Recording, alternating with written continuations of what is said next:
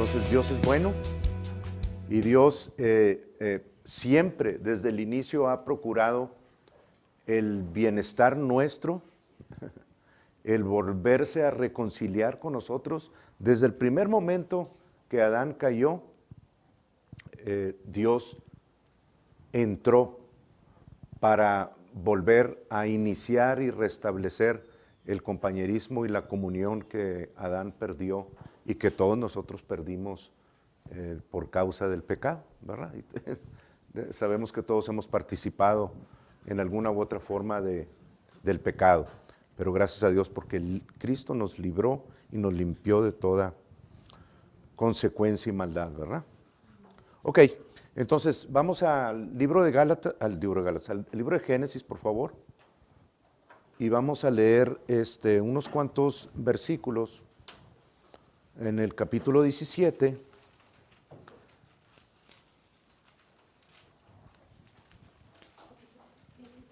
17, sí. Vamos a leer unos cuantos versículos al respecto.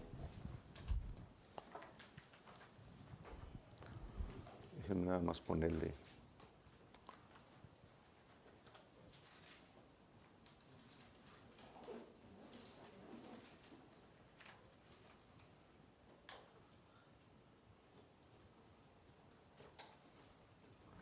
Ok, entonces Génesis 17,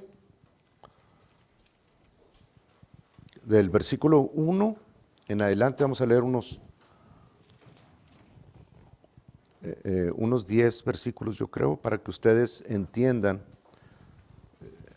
lo que está sucediendo aquí y de dónde voy a entrar para iniciar esta sesión acerca del pacto. Ahora vamos a hablar de los dos pactos, del Antiguo y del Nuevo Testamento, vamos a entender por qué se tuvo que hacer cada uno de ellos. Bien, 17:1 dice, era Abraham de 99 años cuando le apareció Jehová y le dijo, yo soy el Dios Todopoderoso, anda delante de mí y sé perfecto. Obviamente, la perfección en ese tiempo no es la perfección de la cual estamos hablando nosotros, porque ahora el Espíritu de Dios nos hizo nuevas criaturas. Nosotros somos perfectos, hechos a imagen y semejanza de Dios. Abraham todavía no, porque todavía no había venido la redención. Cristo todavía no había resucitado. Entonces está hablando de algo que Dios le concedió a Abraham, simple y sencillamente dice la palabra porque creyó en él, creyó lo que le estaba diciendo y le fue contado por justicia. Dios tenía también ese derecho, porque en el Antiguo Testamento, digo, al inicio, en el capítulo, los primeros 2 capítulos y 3 capítulos de Génesis, vemos cómo la serpiente entró, una intrusa ahí al jardín, y vino cobardemente a decirle las palabras que ustedes ya conocen, ¿verdad? Ahí está escrito en Génesis, a Eva. Entonces vino con ella para tratar de evitar lo que Dios había hablado con Adán, que al final de cuentas Adán también decidió por lo de la mujer, ¿verdad? Porque Adán sí estaba en conocimiento, Eva no. Entonces vino cobardemente y le presentó a Dios en otra forma, ¿verdad? Y ella decidió creerle y Adán también. Entonces Dios, de alguna forma, no igual, porque para nada Dios va a entrar y se va a imponer sobre nosotros, ni tampoco lo va a hacer cobardemente como lo hizo Satanás, pero sí tenía el derecho, aunque ya había perdido claro, para que nosotros entendamos el plan de redención, tenemos que entender también que cuando Adán pecó, Dios quedó afuera viendo hacia adentro. ¿Sí me entienden? O sea, Dios creó la tierra y Dios creó el universo, Dios creó todas las cosas, pero le dio la tierra al hombre. Y el hombre la tomó y decidió dársela al enemigo. Y Dios respeta las decisiones del hombre porque la puso en sus manos, ¿verdad? Le entregó todo. Entonces Dios quedó afuera de eso. No podía simplemente entrar otra vez y volver a imponerse sobre una criatura que era su creación, pero que había perdido el derecho de tener comunión con Dios. ¿Verdad? Entonces Dios no podía venir y hacer lo podía hacer, pero hubiera entrado en desacuerdo con lo que Él estableció al principio, porque a Adán le entregó todo. Entonces el crear otra criatura y quitar a esa y ponerla, hubiera entrado en cuestiones legales con el enemigo, porque el enemigo tenía el derecho de venir y decir, espérame, la tierra ya no es tuya. Adán ya no es tuyo. Ya no puedes venir. Tenía todo el derecho. Y de hecho, Satanás lo dice en Lucas 4, ¿verdad? Porque a mí me fue dado y a quien yo quiero lo doy. Esa autoridad y todos esos reinos. Pues tenía el derecho de hacer eso. Y se los he dicho anteriormente. Pero lo que sí podía hacer Dios es entrar y presentar también su palabra, y si alguien lo escuchaba, bueno, podía comenzar entonces el plan de redención. Y Dios lo hizo. Y dice la palabra de Dios que Abraham le creyó a Dios y le fue contado por justicia. No fue como la serpiente hizo con Adán, que lo hizo en injusticia, lo hizo cobardemente, ¿verdad? Diciendo cosas que no eran correctas. Pero eso ahorita lo vamos a ver un poquito más. Es nada más para ir pintando la imagen de lo que vamos a ir entendiendo. Ahora, cuando el versículo dice, yo soy el Dios Todopoderoso, anda delante de mí y sé perfecto. La perfección vino porque Abraham le creyó a Dios, ¿verdad? Cuando dice, yo soy el Todopoderoso, está por primera vez introduciendo un término que ustedes han escuchado muchas veces y hace referencia al El Shaddai. El Todopoderoso es Jehová, el Shaddai, ¿verdad? Y eso precisamente significa el que puede proveer todo, el que puede suplir toda necesidad, el que todo lo sabe, el que sustenta todas las cosas. De hecho, la palabra que viene en el diccionario, en el inglés, ¿verdad? Porque ahí lo consulto algunas cosas, lo describe como el breasty one. O sea, no lo malentiendan, pero así lo describen como el que toma el lugar de papá, de mamá, de esto, y conoce todas las cosas y puede suplir todas las cosas. Dios, el Shaddai, ¿verdad? Entonces, cuando Él se presenta, hermanos, delante de Abraham, no había un conocimiento de Dios en la tierra. No lo había. Ese conocimiento se perdió a través de las primeras 10 generaciones, vino el diluvio y Dios comenzó de nuevo con Noé y su familia. Pero no había ningún conocimiento acerca de Dios. Entonces, es como porque dice en el versículo 2, le dice, yo soy el Dios Todopoderoso, anda delante de mí y sé perfecto, y pondré mi pacto entre mí y ti, y te multiplicaré en gran manera.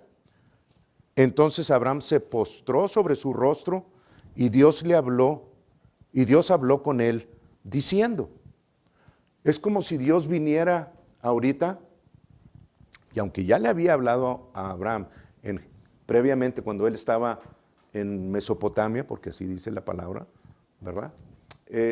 Es como si Dios viniera y se encontrara alguno de ustedes y les dijera precisamente, sin que ustedes tuvieran el conocimiento, yo soy el Shaddai, el Dios Todopoderoso. Anda, camina delante de mí y sé perfecto. Pues cuando le dijo eso a Abraham, Abraham tenía cero conocimiento acerca de cómo Dios actuaba o cuál era la forma de agradar a Dios. Para que Abraham, en su mente limitada y caída, pudiera entender la grandeza de Dios y la seriedad de Dios, Dios vino con él e hizo un pacto. Y primero lo hizo en Génesis 15 lo hace con ciertos animales de 3 años y los parte, pone las mitades a los lados, toda la sangre derramándose y camina Dios por en medio haciendo ese pacto. Pero no fue hasta Génesis 17 cuando por primera vez viene Dios, una vez que Abraham tiene 99 años, y viene y hace un pacto con él de sangre, en el que ahora el hombre estaba involucrado, porque es cuando se introduce la circuncisión. ¿Ok? Y es tan serio ese pacto que desde ese entonces, a mí no me queda la menor duda, que desde ese entonces se introdujo sobre la tierra y todas las tribus de la tierra, en todo lugar donde estén, es una alianza, es un pacto, es un tratado con una seriedad que aún hasta el día de hoy está por encima de cualquier documento físico. Me refiero a papel o por medio de abogados. El pacto sigue siendo un tratado entre hombres en el que se comprometen a tal grado de que dan la vida en caso de que tengan que hacerlo, pero también cobran la vida de aquel que se salga del pacto. Y todo esto lo introdujo Dios, hermanos, y lo introdujo a través de este hombre que se llamaba Abraham, y en ese momento, aquí en Génesis 17, es cuando le cambia el nombre y Dios pone la contracción de su nombre, Ja, en medio. En lugar de Abraham, Abraham, ¿verdad? Entra Dios porque ahora está Dios participando de un pacto, ¿verdad? Con ese hombre. Bien, dice en el 4, he aquí, mi pacto es contigo y serás padre de muchedumbre de gentes. Ahora, aunque sí está muy claro en Génesis 17:4, donde dice, he aquí, mi pacto es contigo, lo van a entender todavía más claro cuando lo leen en otras versiones. La que a mí más me gusta, y claro, no es nada más porque me gusta, sino porque está basada en el idioma original, ¿verdad? Así lo consulto. Pero la que más me gusta cómo está interpretada es la King James, porque dice en inglés, as for me. ¿Ok? Aquí dice, he aquí mi pacto es contigo. Pero en sí lo que Dios le estaba presentando a Abraham era una opción, una decisión. No se estaba imponiendo sobre él. Le estaba diciendo, en cuanto a mí corresponde, ahí está mi pacto. Y ya lo había hecho con él. Porque Dios ya había caminado por en medio de los animales y Abraham había entrado en un trance en Génesis 15, ¿verdad? ¿Quieren saber por qué a veces las personas caen? Bueno, ahí está también. Abraham también cayó, ¿verdad? Ante la presencia de Dios. Entonces Dios lo hizo, hermanos, pero yo quiero que ustedes entiendan que lo hizo verbalmente y lo hizo visualmente. Le dijo, sal y ve las estrellas, así será tu descendencia. Pero no tenía nada por escrito en cuanto a cómo iba a trabajar ese pacto, qué significaba, cuál era la parte que a Abraham le correspondía y cuál era la parte que a Dios le correspondía, pero entendió que era un pacto muy serio, ¿verdad? Estoy hablando de Abraham. ¿Ok?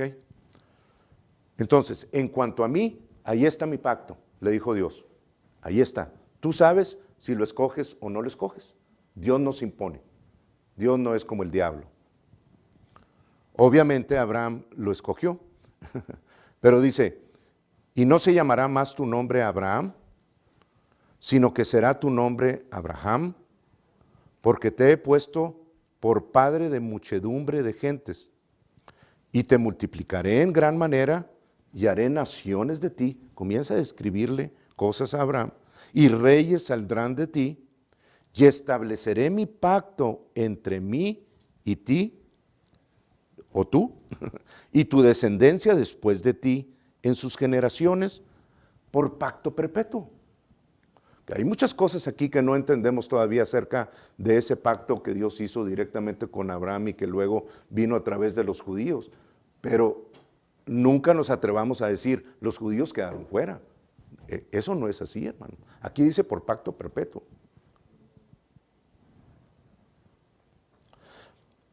Para ser tu Dios y el de tu descendencia después de ti. Y te daré a ti y a tu descendencia después de ti la tierra en que moras, toda la tierra de Canaán, está concedida por Dios. Así que por más pleitos que traigan, finalmente la tierra de Canaán, la que ahora es la tierra de Israel y que ha cedido mucha, pero va a ser de Israel, ¿verdad? Porque Dios se los concedió a ellos. La tierra de Canaán en heredad perpetua, y seré el Dios de ellos. Dijo de nuevo Dios a Abraham, en cuanto a ti, guardarás mi pacto, tú y tu descendencia después de ti, por sus generaciones. Este es mi pacto que guardaréis entre mí y vosotros, y tu descendencia después de ti. Será circuncidado todo varón de entre vosotros. Circuncidaréis, pues, la carne de vuestro prepucio, y será por señal de pacto entre mí y vosotros. Y de edad de 8 días será circuncidado todo varón entre vosotros por vuestras generaciones, el nacido en casa y el comprado por dinero, a cualquier extranjero que no fuera de tu linaje.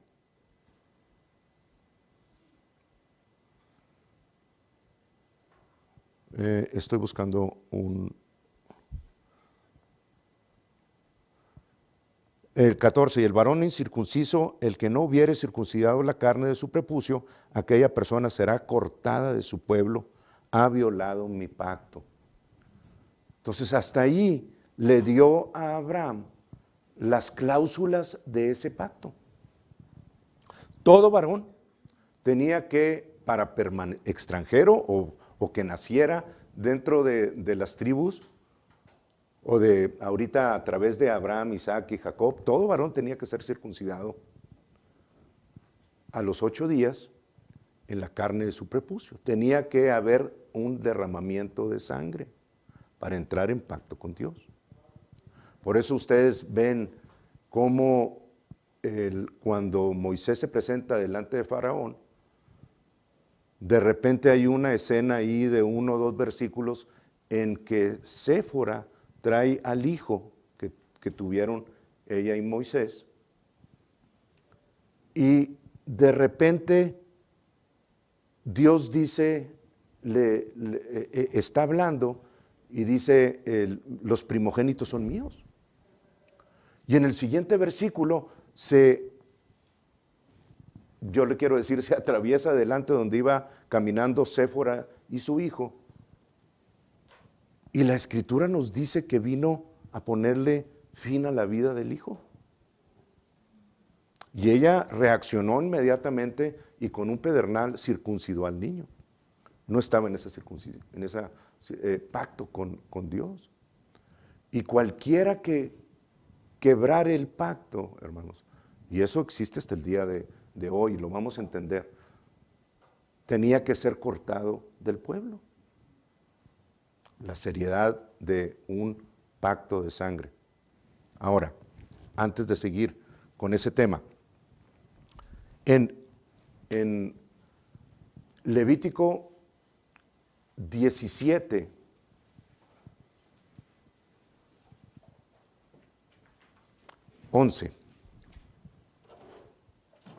vamos a Levítico 17, 11. Son bases, ahorita vamos a entender un poquito más de todo esto.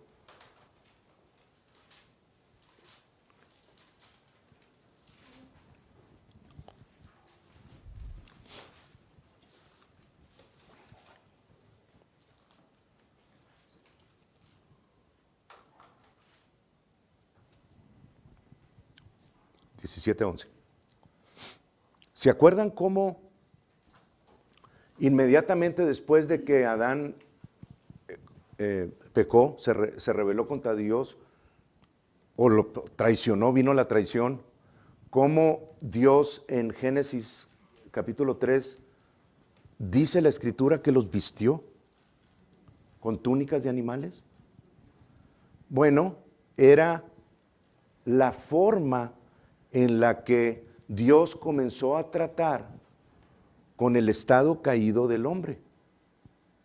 Los cubrió y obviamente para poderlos cubrir con pieles tuvo que sacrificar o derramar sangre de animales, ¿verdad?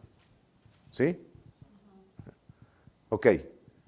Levítico nos presenta, es un libro que si ustedes lo comienzan a leer, comienzan a ver que hay mucha sangre en ese libro y muchos sacrificios y muchas cosas que a veces dices, mejor me salto y me voy al siguiente capítulo, y el siguiente capítulo está igual o más intenso en cuanto a esos sacrificios, pero Dios a través de la Escritura nos dice que sin derramamiento de sangre no puede haber perdón de pecados, ¿verdad?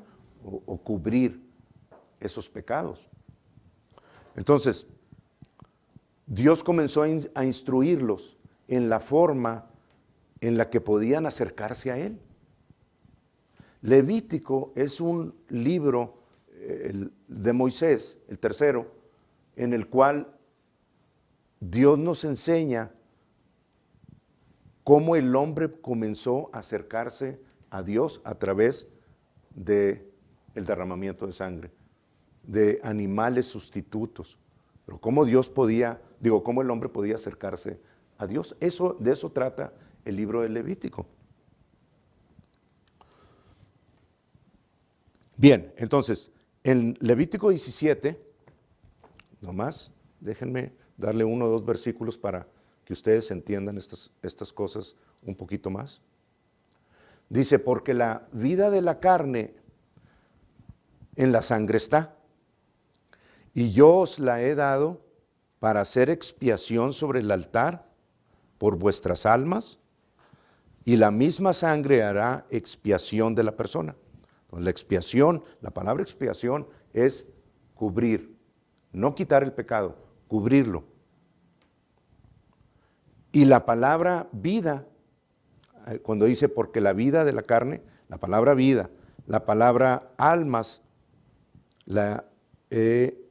sobre el altar por vuestras almas, y la misma sangre hará expiación de la persona. Las palabras vida, almas y persona es la misma palabra en el hebreo, es la palabra nefesh.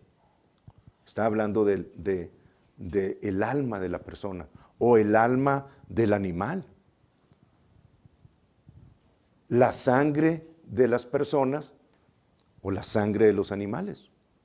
En este versículo, hermanos, está hablando de la vida, dice, la vida de la carne en la sangre está, en la sangre de los animales, ahí está la vida. Y yo les he concedido esa vida que está en la sangre de los animales sobre el altar para cubrir los pecados que ustedes cometieran. ¿Ok? Entonces queda estipulado como una regla de parte de Dios que mientras ellos permanecieran haciendo ese tipo de expiaciones o de sacrificios, la vida de ellos podía continuar.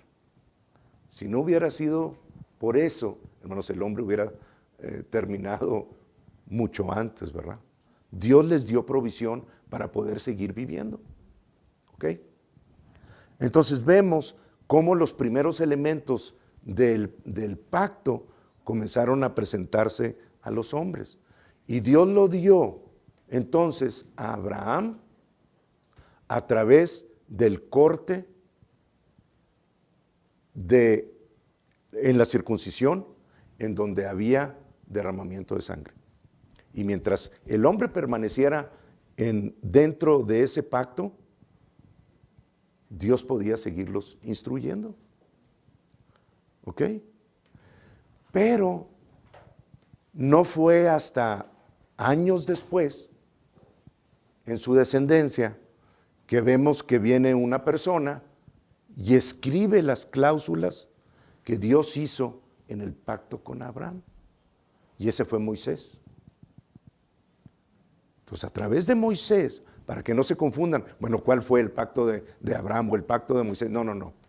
Es uno solo que sigue su curso y que Dios paso a paso, como el hombre iba recibiéndolo, podía ir interactuando con el hombre, pero obviamente entre más quedara comprometido uno con otro, pues Dios podía actuar más intensamente o profundamente en la humanidad. Entonces, cuando Dios vino y hizo el pacto con Abraham, quedaron ligados, quedó él ligado ya con la humanidad.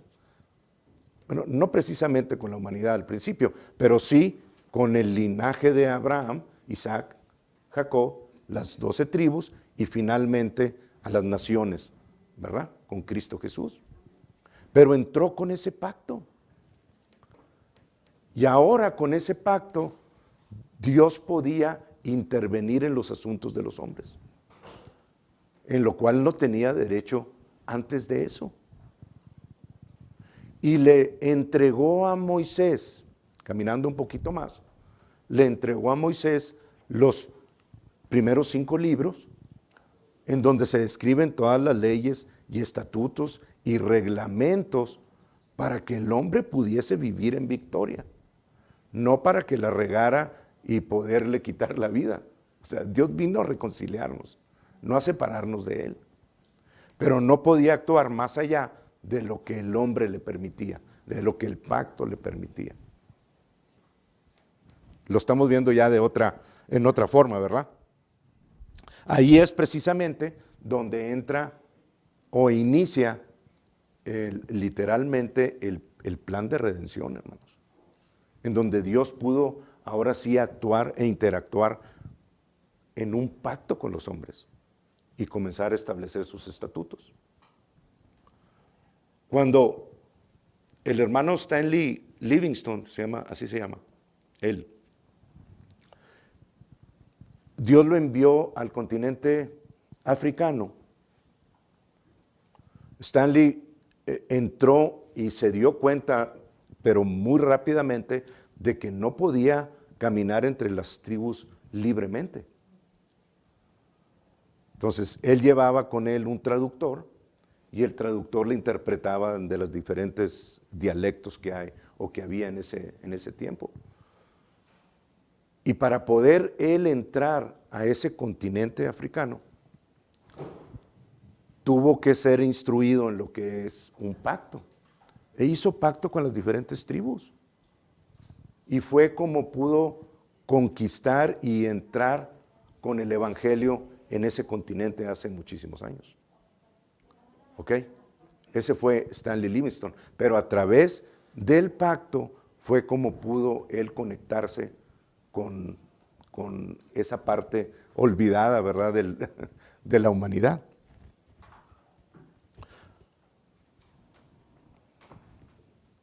Ok, ahí termino lo que es los fundamentos. Y ahora sí, vamos a seguir el curso de ese pacto hasta llegar a Jesucristo.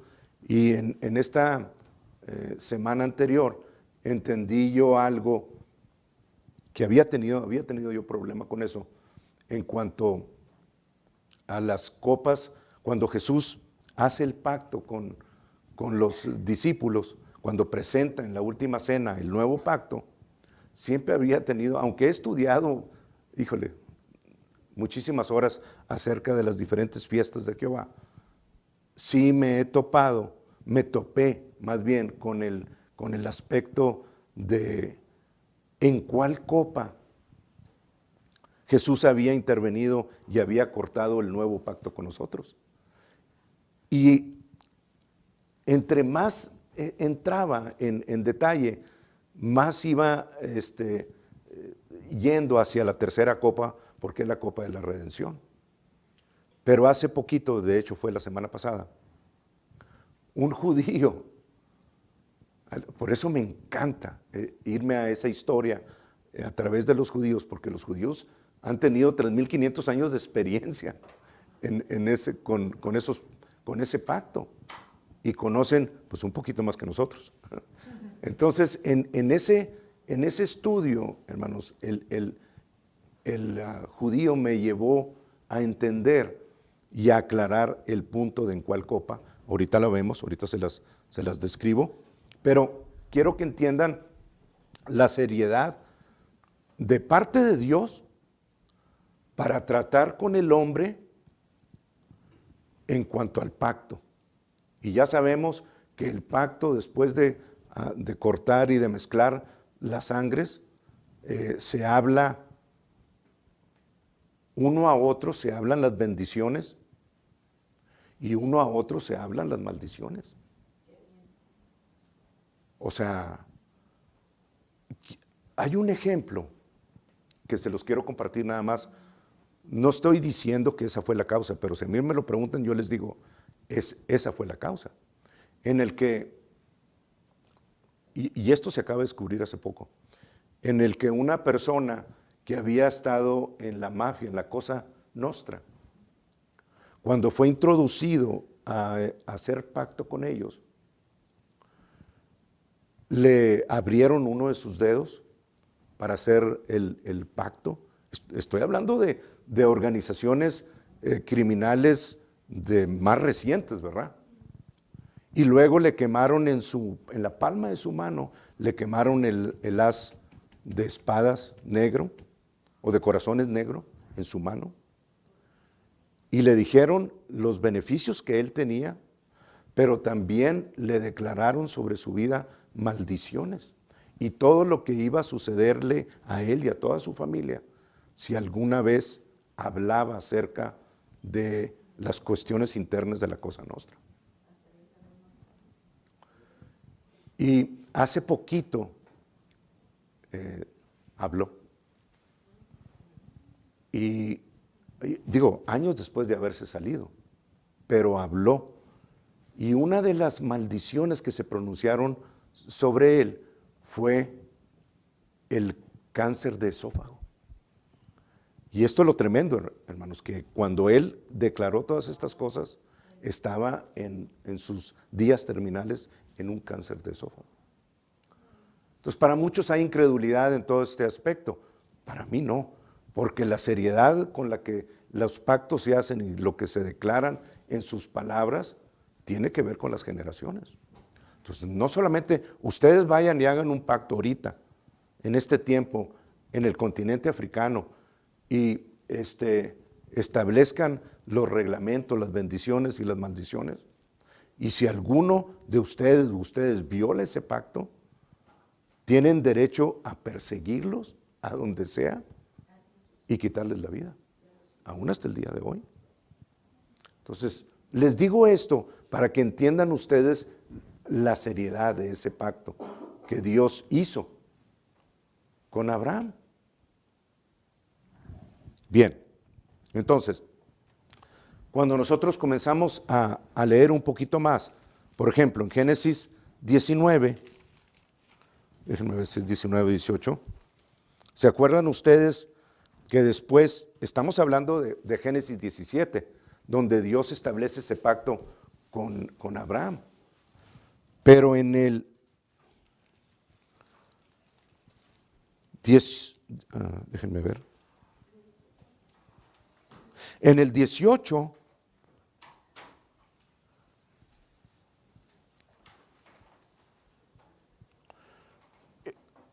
Dios le dice que van a tener un hijo. Y dice en el 14, dice, al tiempo señalado volveré a ti, y según el tiempo de la vida, Sara tendrá un hijo. Bueno, si ustedes se van a Génesis 21, dice, visitó Jehová a Sara, como había dicho, e hizo Jehová con Sara, como había hablado, y Sara concibió y dijo a Abraham un hijo, y dio a Abraham un hijo en su vejez, en el tiempo que Dios le había dicho. ¿Ok? Bien.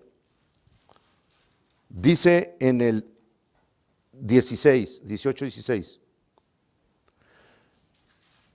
Se presentan ante él 3 hombres y Abraham les hace un borreguito.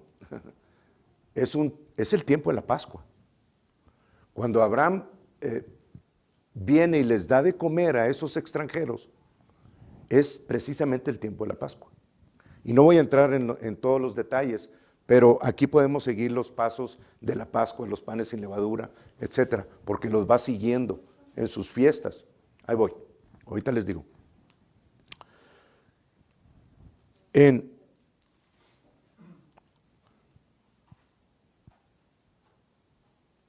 O sea, Isaac nació en el tiempo de la Pascua. ¿Sí? Dice en el 16, así se los voy a dejar. Dice en el 16, y los varones se levantaron de allí y miraron hacia Sodoma, y Abraham iba con ellos acompañándolos. Y Jehová dijo, ¿encubriré yo a Abraham lo que voy a hacer? Habiendo de ser Abraham una nación grande y fuerte, y habiendo de ser benditas en él todas las naciones de la tierra, porque yo sé que mandará a sus hijos y a su casa después de sí. Entonces nosotros hemos oído mucho cómo se nos dice que Abraham intercedió y le dijo, bueno, pero si hay cierta cantidad de justos, aún así, bueno, no, si hay 40 justos, no. Bueno, pero si hubiera 30, bueno, si hubiera 20, ¿verdad? Ustedes han oído mucho esa predicación. Pero quiero que entiendan, hermanos, desde este punto de vista, del punto de vista del pacto, que era parte de la relación que había entre Dios y Abraham. ¿Quién dictó los lineamientos de lo que sucedió en Sodoma y Gomorra? Si ustedes lo leen, fue Abraham. Pero podemos entender cómo el pacto estaba trabajando entre Dios y Abraham. Porque fueron caminando y fueron hablando de lo que iba a suceder. Entonces quiero que entiendan que cuando nosotros entramos en ese pacto, en el pacto con Dios, tenemos promesas, responsabilidades al respecto. Ya en el nuevo pacto no hay maldición, gracias a Dios. Pero en ese entonces sí lo había todavía. Entonces, la única forma en la que Dios podía seguir con la línea de Abraham y su descendencia y venir hasta David y el rey Salomón y María y José, era a través de la familia de Lot.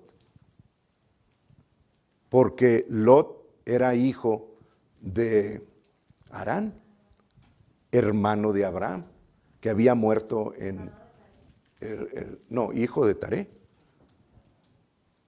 Y de, ¿cómo se llamaba el tercero? El roncador. Era Abraham, Harán. No, Taré es el papá. Y Nacor significa roncador.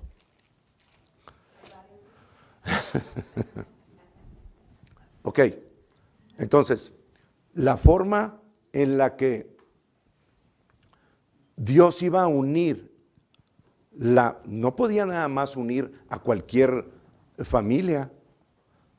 O sea, Dios había escogido la familia de Taré para reconciliar y seguir con la línea de sangre y de ahí que viniera la simiente. Entonces, en las hijas de Lot hay algo muy, muy interesante, porque en el versículo 19, en el capítulo 19, en el versículo 15, dice, y al rayar el alba, los ángeles daban prisa a Lot, diciendo, levántate, toma tu mujer y tus 2 hijas, que se hallan aquí, para que no perezca en el castigo de la ciudad. Entonces, cuando dice que se hallan aquí, está usando la palabra matzá. Y la palabra matzá o matzá es el pan sin levadura. Entonces viene Abraham caminando con Dios en la Pascua. Se llega en la noche el día de los panes sin levadura. Y a través, o sea, está anunciado en la palabra. Y a través de las hijas de Lot vienen dos pueblos, uno el pueblo de los moabitas y otro el pueblo de los amonitas. Y se acuerdan ustedes a grandes pasos estoy yendo, pero ¿se acuerdan ustedes de Ruth? Bueno, Ruth era moabita. Y a través de Ruth vino David y Salomón. Y Salomón se casa con una, entre sus muchas esposas, con una mujer que era amonita, Naamá amonita. Y nace Roboam. Y en Roboam están unidas entonces la línea de Dios. ¿Ok? Y puede seguir hacia adelante hasta llegar a la simiente. Por otro lado viene Natán, y Natán viene por el lado de María. Y ahí se unen todos esos. A lo que voy, hermanos, es que el pacto que Dios estableció cuando comenzó a hacerlo con Abraham, estaba todo detallado, pero estaba unido entre la familia. Ninguno de los dos podía salirse de esos pactos. Ahora ya sabemos lo que sucedió cuando Israel quebró el pacto con Dios, ¿verdad? Fueron dispersados a todas las naciones, aunque había remanentes fieles, ¿verdad? Bien, ok. Ahora, cuando Jesús llega a la última cena, el pacto que Dios hizo con Abraham todavía estaba en función. ¿Verdad que sí?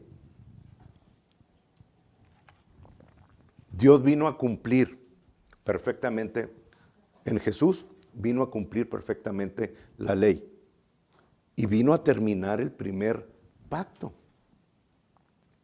Entonces, cuando Jesús viene y los discípulos le preparan la cena, la última cena, Jesús viene y comienza a desarrollar lo que es la cena de la Pascua. Y en la cena de la Pascua, hermanos, se sirven 4 copas. Y hay una quinta, ya les he comentado al respecto, hay una quinta que se llama la copa de Elías, porque ellos están esperando todavía al profeta Elías. Pero la cuarta copa, y esto fue lo que el judío que les digo me enseñó, y me aclaró la imagen que estaba incompleta. Los judíos tienen en sus Pascuas de año tras año tras año, tienen 4 copas.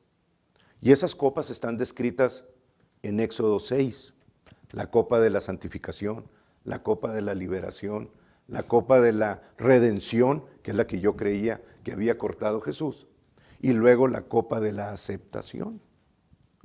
Esas están en Génesis 6:6 y 6:7. Ahí están descritas. Ustedes léanlas. Entonces, cuando los judíos vinieron y la última cena se comenzó a desarrollar, la mesa estaba servida en acuerdo con la tradición judía. 4 copas. Y tienen ellos, esto es lo que yo no sabía, tienen ellos 3 copas en donde sirven el vino y comienzan a desarrollar la historia de la Pascua.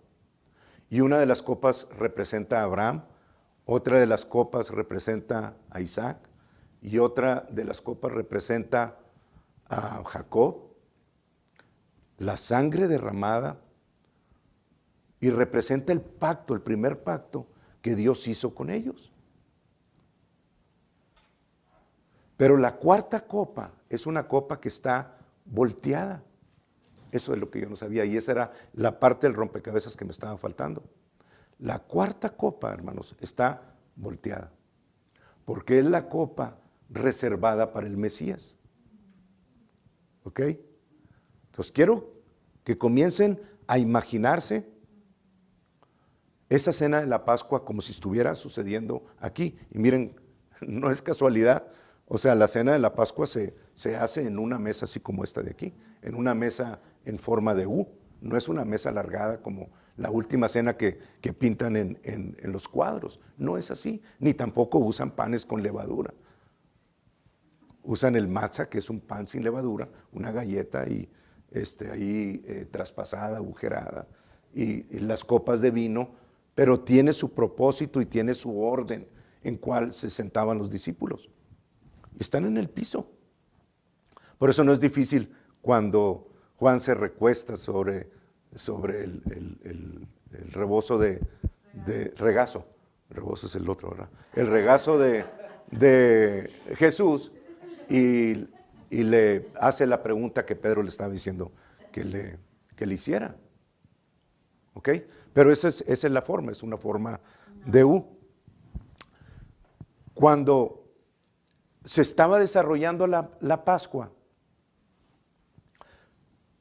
y la tradición que hasta ese tiempo habían tenido por 1500 años, 1500 años de estar sirviendo las copas, poniendo todas las copas como deben de ser, desde que Dios instituyó la Pascua y las demás fiestas.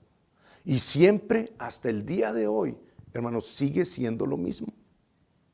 Las siguen poniendo a la mesa de la misma manera, siguen poniendo las copas como deben de ser. Si ustedes se fijan en los judíos ortodoxos, tienen 3 copas hacia arriba, Abraham, Isaac y Jacob, y una copa hacia abajo. Porque están esperando el Mesías todavía. Y junto con eso tienen ellos un mantelito que tiene tres secciones.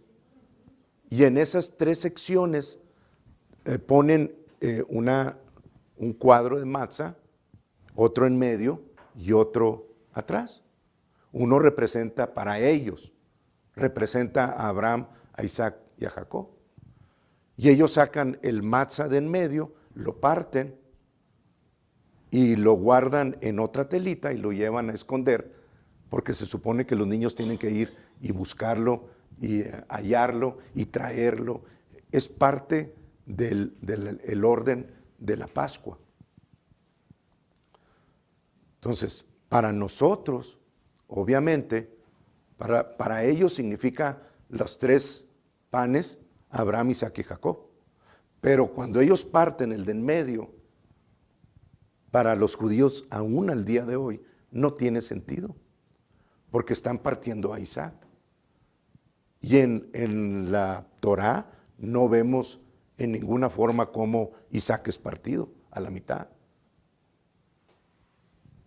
Digo, nosotros conocemos ahora que no estaba hablando precisamente de eso, ¿verdad? O sea, estaba hablando del Padre, del Hijo y del Espíritu Santo. Son los 3 panes que se ponen, y el de en medio ese es el que se parte, que es Jesucristo, y es llevado escondido. Y en la tercera copa, en la redención, los niños lo traen y lo presentan y lo abren en el velo y dicen, es hallado, ¿verdad? Ese es el ritual, porque era la forma en la que Dios presentaba la sombra de lo que había de venir, a Jesucristo. Entonces esos rituales están hasta el día de hoy igualitos. Pero cuando Jesús vino a la mesa, hermanos, Él volteó la 4ª copa. ¿Ahora me entienden? Yo me puse a brincar cuando vi eso, porque fue la parte que me estaba faltando. Jesús volteó la 4ª copa y comenzó a decir, este es el nuevo pacto. Y comenzó a hablar acerca de su cuerpo, y comenzó a hablar acerca de la sangre derramada de Él, que Él iba a derramar por nosotros. Déjenme leérselos para hacer más en Lucas 22. Entonces nosotros siempre habíamos creído que que la cuarta copa es aquella copa que no se va a tomar hasta que estemos nosotros en el reino de los cielos. Pero no es así porque la Escritura no lo detalla en esa forma. Sí vamos a tomar una nueva copa de vino cuando estemos con Jesucristo, pero no la detalla como la cuarta copa. Eso se lo hemos añadido nosotros. Dice en el capítulo 22, Lucas 22 dice, desde el 15, y les dijo, ¿cuánto he deseado comer con vosotros esta Pascua hasta que padezca? Porque os digo que no la comeré más hasta que se cumpla en el reino de Dios. No la comeré, también la vamos a comer.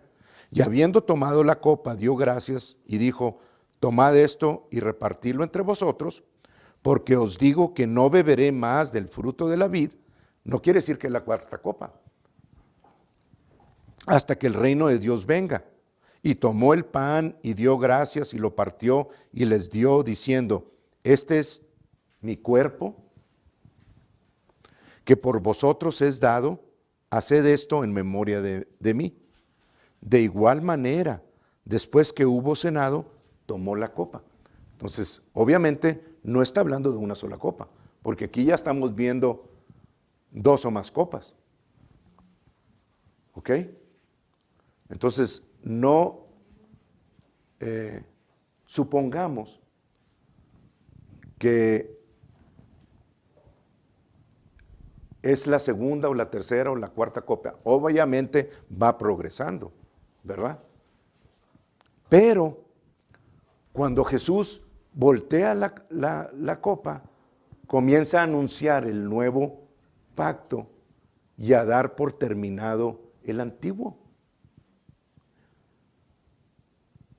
La única manera de dar por terminado el pacto antiguo era él llevando toda la maldición establecida en Deuteronomio 28 y que ya estaba escrita por Moisés. Ahora sí, ya no hay duda. Vemos las bendiciones en Deuteronomio 28, los primeros 14 versículos, pero luego vemos en los siguientes 50, vemos las maldiciones que vienen por causa de quebrar el pacto. Y ahí se pueden encontrar ustedes todo lo que se puedan imaginar. Bueno, Jesús al cortar ese pacto estaba estableciendo, terminando el primero, y para terminar el primero tenía que haber alguien que pagara por la maldición que estaba establecido en el primero.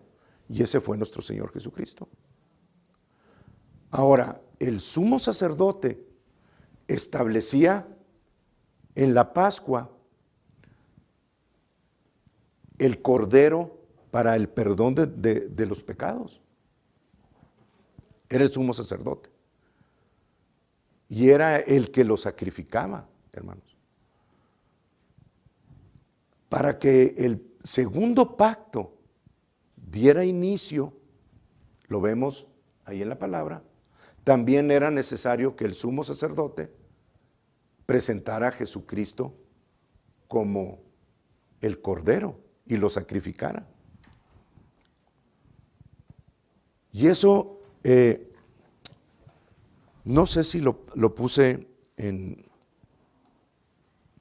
algún lugar, si alguien se acuerda. Sé que en Juan 11, pero no era el que andaba buscando, en Juan 11, donde el sumo sacerdote es el responsable de poner a Jesús en la cruz.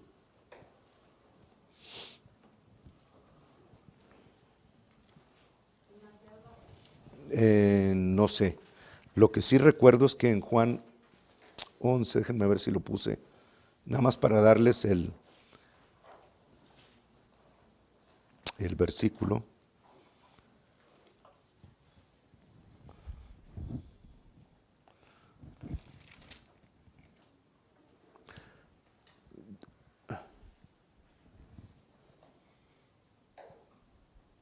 En el versículo 49 dice, entonces Caifás, que era el sumo sacerdote de ese tiempo,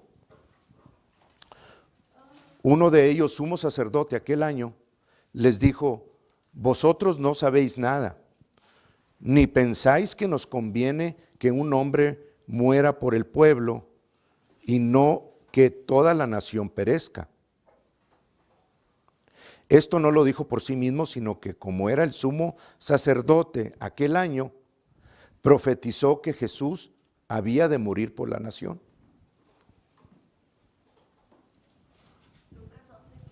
Lucas 11, 49, 50, entonces, 51.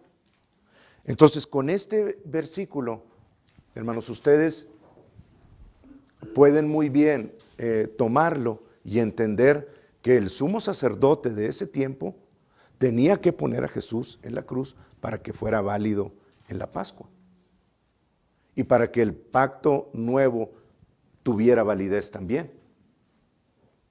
¿Sí?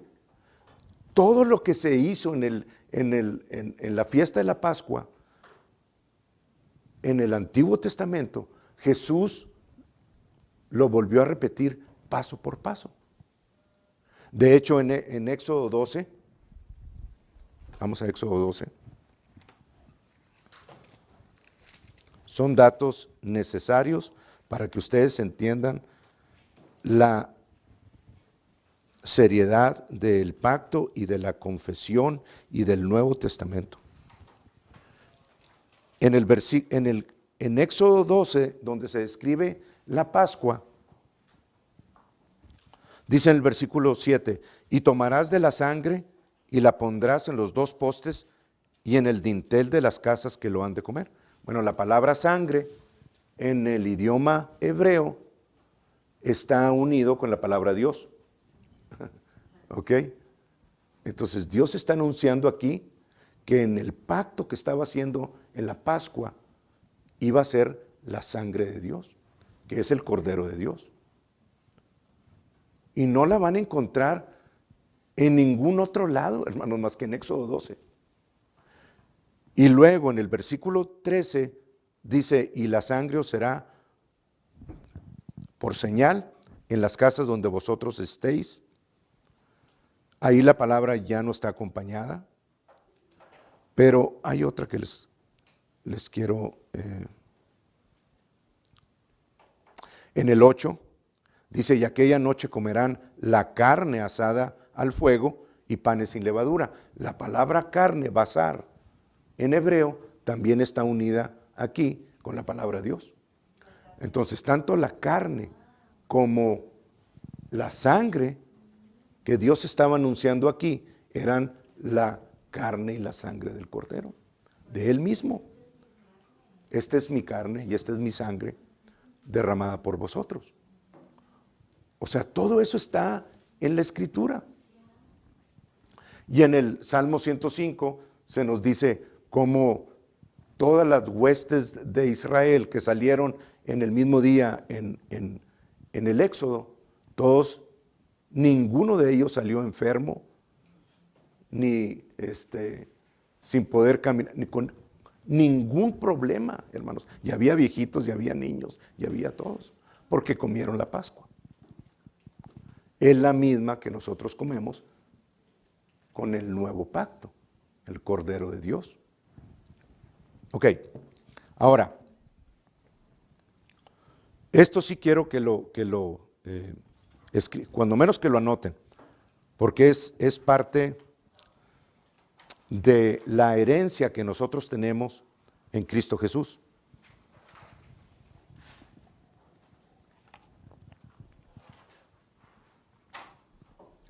Cuando en el primer pacto lo quebraban o no se circuncidaban,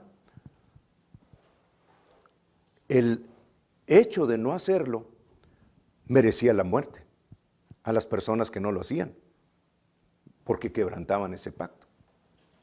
En el nuevo pacto, hermanos, cuando nosotros entramos en Cristo Jesús, también hay un corte como en el primer pacto. Nada más que en el primer pacto fue en la circuncisión, en el nuevo pacto fue sobre el corazón. Dios lo hizo en el corazón de las personas. Pero las personas que no entran en ese pacto también serán cortadas como en el primer pacto. Todas las personas que no reconocen a Jesucristo como su Señor y Salvador aquí en la tierra van a ser cortadas de ese pacto. Como también las personas que estén adentro y que decidan voluntariamente salirse, son cortadas también. Es exactamente lo mismo. No hay diferencia de uno a otro. La diferencia es que ahora la sangre de Jesús, cuando viene y nos limpia de todo, ya no es una expiación de pecado. Ahora nos quita totalmente el pecado que había entre Dios y los hombres. Él nos limpia totalmente. Bien. Entonces, el sumo sacerdote de aquellos días, que era Caifás, tenía que ofrecer legalmente en la Pascua a Jesús. Y eso ya lo vimos ahí en Juan, capítulo 11, ¿verdad? O que se cumplió perfectamente. O sea que Jesús tenía que ser ofrecido por un sumo sacerdote. Y así fue. Así como en el Antiguo Testamento en la fiesta de la Pascua. ¿Fuimos nosotros redimidos de la maldición de la ley? Sí, y dijimos la semana pasada que en el nuevo pacto no hay maldición, porque fue hecho entre Dios y Jesús. Y nosotros entramos en él, pero entre ellos dos no hay maldición. Entonces, eso lo especifica en Gálatas 3. Y ustedes saben ya cuál es ese versículo.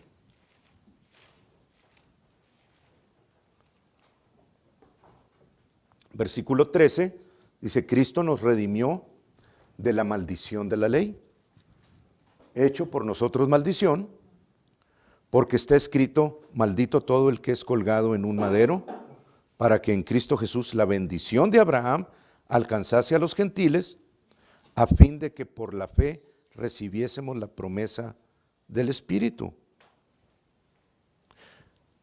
Vamos a leer el 15 y el 16, porque ahí hay algo acerca del pacto. Dice: hermanos, hablo en términos humanos, un pacto, aunque sea de hombre, una vez ratificado, nadie lo invalida ni le añade, ni en los hombres, ni el que Dios hizo, ¿verdad?, con nosotros.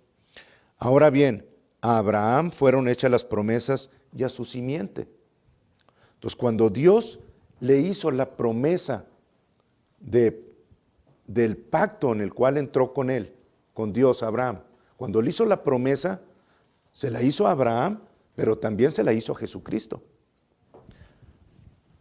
Ahí pongan su dedo, les voy a dar en Génesis 22.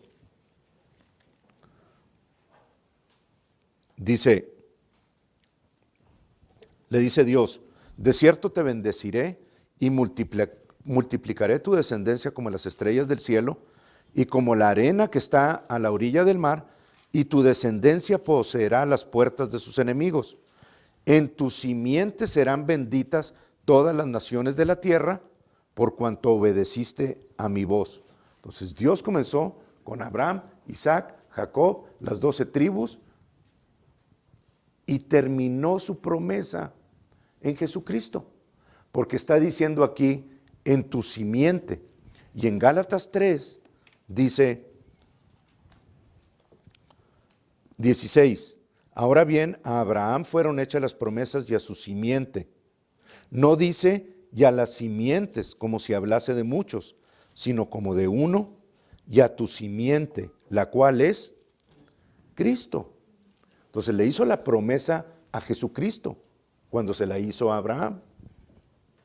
Esto pues digo, el pacto previamente ratificado por Dios para con Cristo, la ley que vino 430 años después, no la abroga para invalidar la promesa. Bien, versículo 29. Y si vosotros sois de Cristo, ciertamente el linaje de Abraham sois y herederos según las promesas. Entonces somos herederos de todas las promesas que están descritas en el Antiguo Testamento también, pero no somos herederos de la maldición, porque en Cristo Jesús no hay maldición. Sin embargo, si nosotros abrimos nuestra boca en acuerdo con lo que estamos viendo y hablamos la maldición que hay en el mundo, vamos a vivir también, siendo cristianos, de las consecuencias de esa maldición. Pero no tenemos por qué, porque estamos libres de la maldición. Cristo nos redimió de la maldición de la ley, y eso incluye todo, hermanos. Entonces, lo primero que tenemos que hacer es entender que en el pacto que nosotros entramos con Dios y con Jesús, es un pacto que no se va a quebrar nunca, porque ninguno de ellos dos lo va a quebrar. Por lo tanto, no tiene por qué haber maldición. Pero sí heredamos todas las bendiciones. Y aunque, si ustedes dicen, bueno, pues el pacto se hizo cuando se hace entre dos personas, pues lo bueno de una persona, yo puedo aprovechar de eso. Y la debilidad de la otra persona puede ser suplida con la fortaleza que hay o la fuerza que hay en mí, ¿verdad? Por eso estamos en ese pacto. Si te falta que alguien te defienda y la otra persona está más grande, pues oye, pues yo le voy a hablar cuando alguien me diga algo, ¿verdad? Para que vaya y le dé sus catos. Hablando en lo humano, ¿verdad? Pero si tengo alguna necesidad y la parte contraria que está en pacto conmigo no tiene cómo suplirla, pues si yo tengo cómo, voy y la suplo.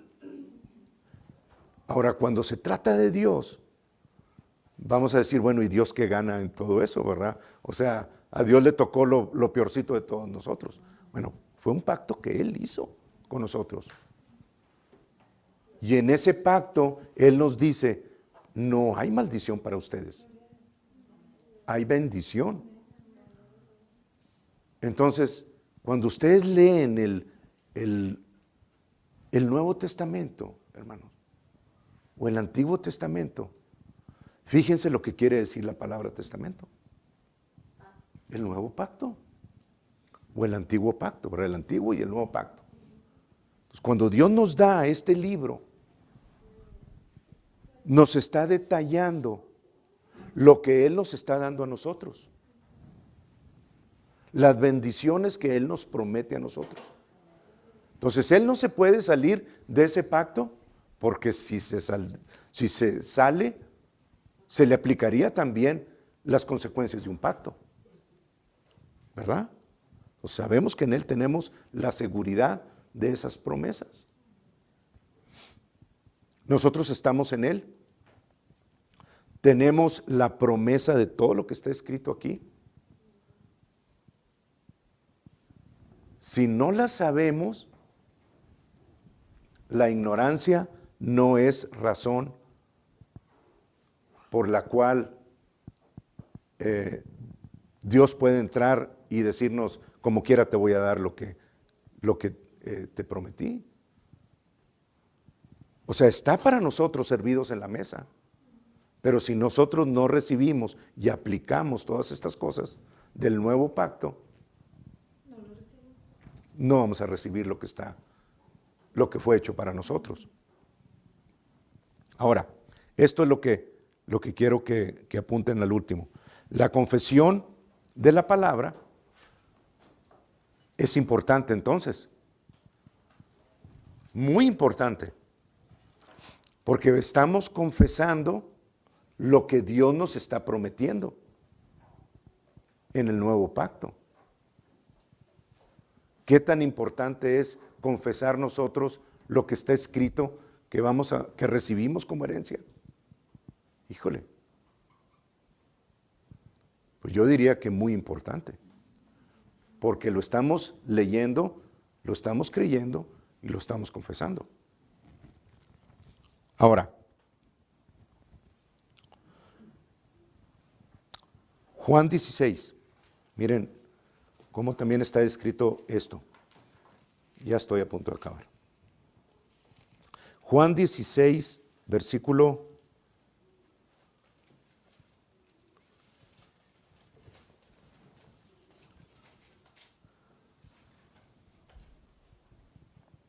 13, dice, pero cuando venga el Espíritu de verdad, Él os guiará a toda la verdad, porque no hablará por su propia cuenta, sino que hablará todo lo que oyere y os hará saber las cosas que habrán de venir.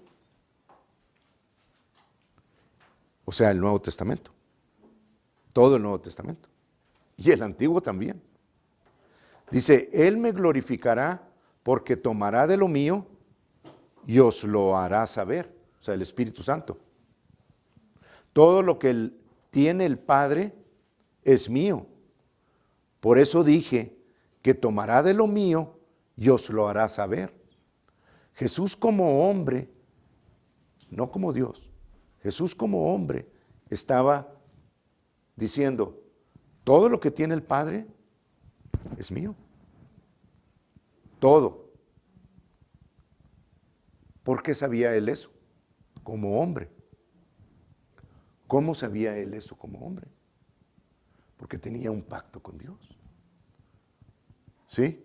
Entonces, esa seguridad también nos las dio a nosotros. En 1 Corintios, capítulo 3.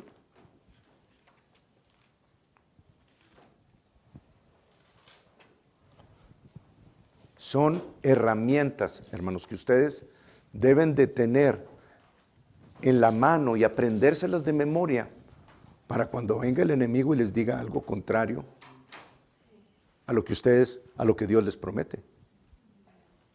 O sea, díganle en su cara estos versículos y la herencia que tenemos en Cristo Jesús. Versículo 23, 22, sea Pablo, sea Apolo, sea Cefás, sea el mundo, sea la vida, sea la muerte, sea lo presente, sea lo porvenir, todo es vuestro, y vosotros de Cristo, y Cristo de Dios. ¿Ok? Entonces, no solamente todo lo que tiene el Padre es de Jesús, sino todo lo que tiene el Padre y Jesús es nuestro. Entonces, tomen esta palabra porque Dios les está concediendo a ustedes con una seriedad de vida lo que Jesús ganó para nosotros. ¿Cuál es su voluntad para nuestras vidas? Todo el Nuevo Testamento. E hizo pacto para que nosotros supiésemos la seriedad de eso. ¿Ok? ¿Hasta dónde llega eso? Bueno, Salmo 138.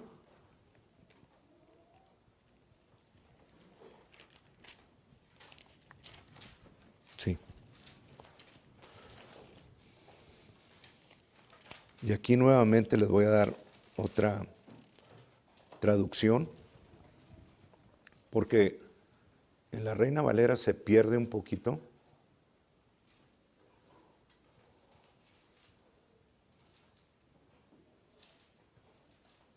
Salmos 138, versículo 2, dice, me postraré hacia tu santo templo y alabaré tu nombre por tu misericordia y tu fidelidad, porque has engrandecido tu nombre y tu palabra sobre todas las cosas. Ahora, la King James nos dice lo mismo, pero dice, porque tú has magnificado o engrandecido tu palabra por encima de tu nombre. ¿Ven la seriedad? Y vamos que si algo nos dejó Dios en el Nuevo Testamento fue para que en el nombre de Jesús todas las cosas se sometieran bajo sus pies, porque le dio un nombre que es el nombre que es sobre todo nombre, ¿verdad? Bueno, aquí nos dice que su testamento lo ha engrandecido por encima de su nombre. Entonces, ¿ven la seriedad con la que nosotros debemos de tratar la palabra de Dios hacia nosotros? Lo que está escrito es vida, es poder, pero es el pacto que Dios estableció para que nosotros tuviésemos la seguridad de que lo que está escrito es nuestro. ¿Ok? Así véanlo, hermanos, con esa seriedad. El Salmo 138:2. Entonces,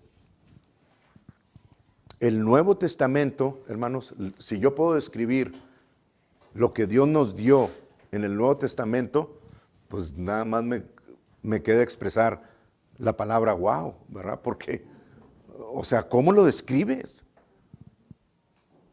Desde el punto de vista de Dios, pero ahora lo tenemos que entender nosotros. Entonces, cuando Pablo fue al tercer cielo, ¿se acuerdan ustedes en 1 Corintios, donde nos describe que Pablo fue al tercer cielo, donde escuchó palabras indecibles?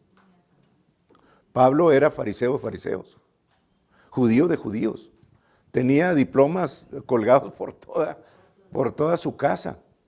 Sin embargo, los hizo a un lado para ganar a Cristo. Pero cuando él subió al tercer cielo, oyó palabras que nunca había él escuchado bajo la instrucción de Gamaliel, que fue su maestro. Y vaya que si sabía la Torá o la Tanaj completita. Entonces Pablo escuchó en el cielo, hermanos, porque dice que nadie le predicó el evangelio, sino Jesucristo mismo, en el primer capítulo de Gálatas. Lo que él escuchó no lo pudo explicar hasta que no vino aquí a la tierra y vivió el pacto y lo comprobó y fue probando paso a paso lo que escuchó directamente de Jesús, el Nuevo Testamento. Y así como Dios le dio a Abraham y luego a Moisés los estatutos, Dios le dio a Jesús el nuevo pacto y luego lo sustentó y lo escribió en el Nuevo Testamento a través del apóstol Pablo, que fue el que escribió 2/3 partes del Nuevo Testamento y el que nos describe lo que la iglesia podemos recibir y no. Por eso no reciban ustedes lo que está escrito para los judíos, porque es para los judíos. Pero si ustedes quieren ver qué es lo que les corresponde a la iglesia, lean lo que es para la iglesia. Sí, hermanos. Híjole. El Nuevo Testamento nos sana, nos protege, nos prospera, tiene todo lo que los que creemos en Jesús podemos desear, todo, hermanos. Pero necesitamos estar parados en ese nuevo pacto y decirle al enemigo cuando venga en contra de nosotros, no, porque estoy parado en el nuevo pacto y el nuevo pacto dice que Dios es escudo alrededor mío. El nuevo pacto dice que nunca me va a dejar, nunca me va a abandonar. El nuevo pacto dice que nunca más se va a enojar conmigo. Dios no está enojado con ustedes, con nosotros ya, hermanos. El nuevo pacto nos dice, el nuevo pacto, y estar parados en ese nuevo pacto es la única forma de vencer al enemigo. No puede venir contra ustedes y sobreponerse a la autoridad que ustedes están declarando, porque mayor es Dios que Él. Si ustedes están parados en el nuevo pacto, no hay maldición, no hay cuestión adversa, se las puede venir a presentar.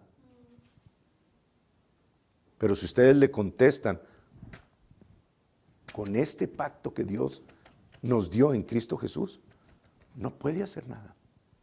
el mismo que se levantó de entre los muertos y lo derrotó rotundamente en su propio territorio. Jesús lo venció en su propio territorio. Amén. Por eso es que los sentimientos o las circunstancias no nos pueden dictar cómo debemos nosotros de actuar delante de Dios, o qué podemos tener o qué no podemos tener. Lo que dicta el final de todas las cosas, la palabra de Dios, el nuevo pacto. Eso es de ustedes. Y en la medida que ustedes lo tomen y lo agarren, siempre les digo, como un perrito que le dan un hueso, traten de quitárselo. A mí no me lo quitas. Dios dice. Dios dice. Y esa es la palabra final. Y eso es para cada uno de nosotros. Amén. Gloria a Dios. Entonces, en eso establezcanse, hermanos, para la gloria de Dios. Amén. Vamos a orar.